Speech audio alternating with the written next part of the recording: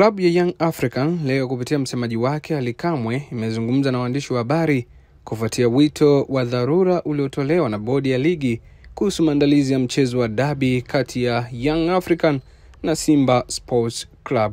Katika mkutano uliofanyika makao makuu ya klabu ya Yanga, Ali Kamwe ametoa ufafanuzi wa kina kuhusu msimamo wa klabu hiyo. Mimi nitumika na bana, hizi ni ripoti zaidi. Moja katika mambo ambayo uongozi wa klabu ya Young Africans uliauliza kwenye kikao, na ni swali ambalo wanachama, mashabiki na wapenzi wa klabu yetu wamekuwa wakijiuliza, na sio hao tu pekee, wadau wa mpira wa miguu nchi hii wamekuwa wakijiuliza, na sio hao tu pekee, hata nyie ndugu zangu waandishi wa habari mmekuwa mkijiuliza swali hili na hampati majibu. Swali gani? Ni kuhusu ripoti ya uchunguzi wa mechi ya Kariakoo Derby iliyopangwa kuchezwa Machi 8. Nini kilitokea hadi ile mechi ikaahirishwa? Hatujawahi kupata ripoti. Nyie hamjui ripoti, na sisi hatujui hiyo ripoti. Ilikuwa swali la kwanza kuulizwa kwenye kikao.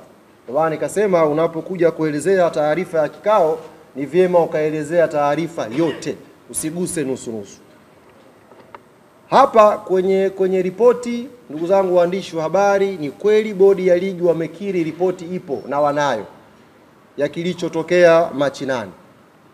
Na afisa mtendaji mkuu wa bodi ya ligi Almasi Kasongo akakiambia kikao, ripoti ile yako mambo ambayo yanawafanya washindwe kuisema public, ikiwemo kwa mujibu wake, ikiwemo katika ripoti hiyo inaonyesha yupo kiongozi mkubwa wa serikali ambaye ndani ya kikao walimtaja, alipiga simu geti la Benjamin Mkapa lisifunguliwe siku ya Machi 7.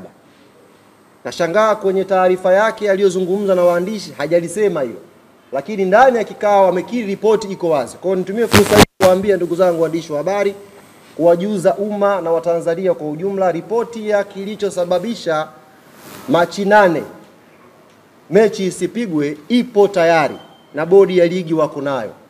Hawajakuwa na utayari wa kuja kuisema kwa sababu zao, na moja ya sababu amesema afisa mtendaji mkuu wa bodi, yupo kiongozi mkubwa wa kiserikali ambaye alizuia geti la Benjamin Mkapa lisifunguliwe siku ya Machi 7.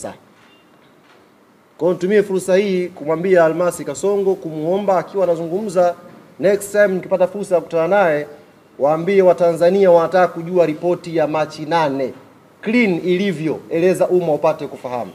Umma hautaki kubaki na sintofahamu. Sasa niwaambie ndugu zangu waandishi wa habari, kama haya matatu hayatafanywa kazi, kama kamati ya uendeshaji ya ligi haitavunjwa na hawatajiuzuru, kama afisa mtendaji mkuu wa bodi hatajiuzuru, kama katibu mkuu wa TFF hatajiuzuru, klabu yetu ya Young Africans msimamo wake ni huu: hatutashiriki mechi namba 184, hatutacheza mechi zilizobaki za ligi msimu huu, 2 zilizobaki. Klabu yetu haitashiriki pia ligi kuu msimu ujao. Yaani sio kwamba ni hapa. Hatutacheza mechi namba 184, hatutacheza viporo viwili vya ligi vilibaki, hizo mechi 2 za ligi, na hatutashiriki rasmi ligi kuu msimu ujao. Taratibu nyingine zote zinaendelea kwa kamati tendaji. Tutakwenda wapi, tutafanya nini, tunajua cha kufanya. Na nitumie fursa hii kuwaambia wote ambao mnafikiri kwamba tunafanya mzaha, ndugu zangu, kwenye hili we are more than serious. Tuko serious zaidi ya mnavyodhani, zaidi ya mnavyofikiria. Na kama yuko mmoja wao pengine anakaa na kuwadanganya kwamba kuna pointi ya Yanga itapunguzwa, ndugu zanguni, huyo mtu aache hayo mawazo mara moja. Hakuna pointi ya Yanga itaguswa. Na kama yuko mwanaume kugusa hiyo pointi, aguse aone nguvu ya wananchi nazungumzaji. Kama yuko huyo mtu ambaye anawaambia punguzeni pointi hapa, aguse na ajaribu kugusa hata nusu pointi. Hiyo pointi 15 mbali, nusu pointi aguse. Alafu ataiona nguvu ya wananchi nazungumzaji. Hizi pointi 73 ndugu zangu tumezipata kwa jasho sana. Haikuwa rahisi Yanga kuwa kinara wa ligi sasa hivi. Kuna jasho limemwagika. Kuna fedha imetoka hapo.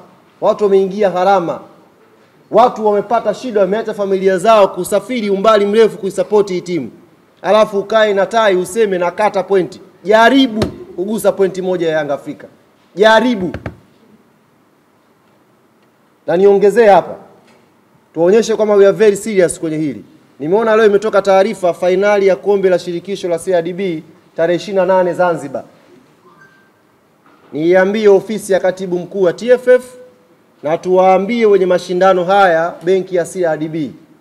Klabu ya Yanga haitacheza mchezo huo wa fainali kama hatujalipwa pesa yetu ya ubingwa msimu uliopita. Tuko very clear. Mpaka maana tumeleana kwa muda mrefu. Kama hatujalipwa deni letu, haki yetu ya ubingwa ya kombe la shirikisho la CRDB msimu uliopita, Yanga haitacheza hiyo mechi na huko pia hatuchezi. So very clear. Kama hatujalipwa hela yetu ya ubingwa, hii ni haki yetu. Msimu mzima tumeisubiri hapa, tumeshaandika barua sana. Tushaandika sana barua hapa. Sasa iko very clear na huu ndio msimamo wa taasisi. Kama hiyo hela hatalipa ya ubingwa, taarifa hii ifike kwa ofisi ya katibu mkuu wa TFF, iwafikie na wenye mashindano benki ya CRDB. Yanga hawatakuja Zanzibar kucheza hiyo mechi mpaka hela imeingia kwenye akaunti. Zaidi ya hapo hakuna maelezo mengine.